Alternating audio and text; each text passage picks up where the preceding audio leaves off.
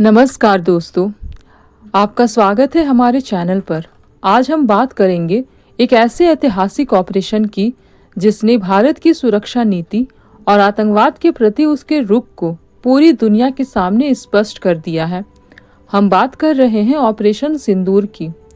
यह सिर्फ एक सैन्य कार्रवाई नहीं थी, बल्कि यह एक सशक्त संदेश था कि भारत अब चुप नहीं बैठेगा।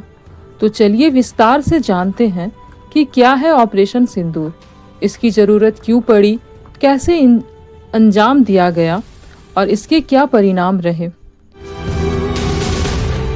22 अप्रैल 2025 की सुबह भारत के लिए एक दुखद खबर लेकर आई। जम्मू कश्मीर के पहलगाम क्षेत्र में एक आतंकी हमला हुआ जिसमें 26 निर्दोष लोगों की जान चली गई।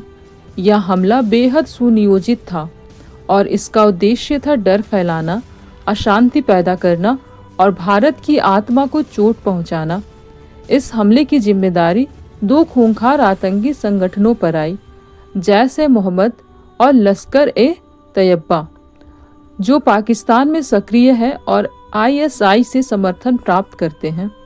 भारतीय खुफिया एजेंसियों ने बहुत जल्दी इस हमले की योजना, रूट और हैंडल्स की जानकारी इकट्ठा कर ली। हमले के ठीक बाद प्रधानमंत्री नरेंद्र मोदी ने उच्च स्तरीय बैठक बुलाई। इसमें रक्षा मंत्री, गृह मंत्री, राष्ट्रीय सुरक्षा सलाहकार और सेना प्रमुख शामिल हुए। यह तय किया गया कि इस बार भारत की प्रतिक्रिया अलग होगी, सीधी और प्रभावशाली। ऑपरेशन की योजना गुप्त रूप से बनाई गई और इसका कोड रखा गया था ऑपरेशन सिंदूर। नाम में ही भावनात्मक शक्ति थी। सिंदूर, जो एक विवाहिता नारी का गौरव है, यह राष्ट्र की रक्षा का प्रतीक बन गया। इस ऑपरेशन की तैयारी बेहद सटीक और गुप्त रखी गई। तीनों सेनाओं, थल सेना, वायुसेना और नौसेना ने समन्वय से कार्य किया।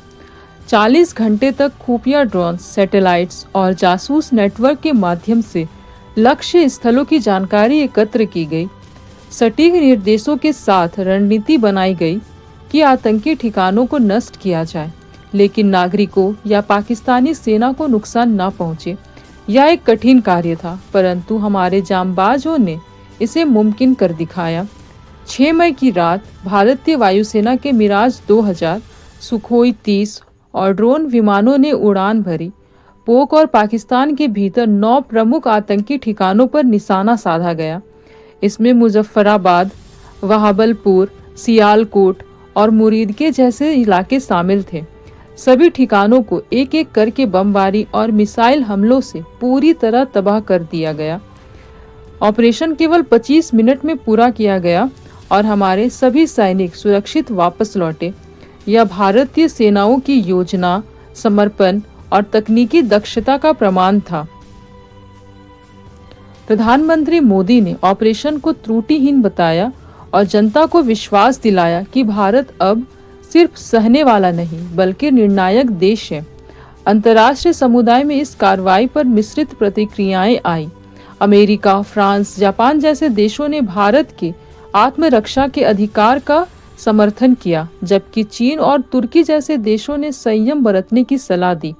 पाकिस्तान ने पहले तो हमले से इनकार किया, लेकिन बाद में उसने जवाबी कार्रवाई की धमकी दी। परंतु भारत की स्पष्टता और सैन्य ताकत ने पाकिस्तान को भी सोचने पर मजबूर कर दिया।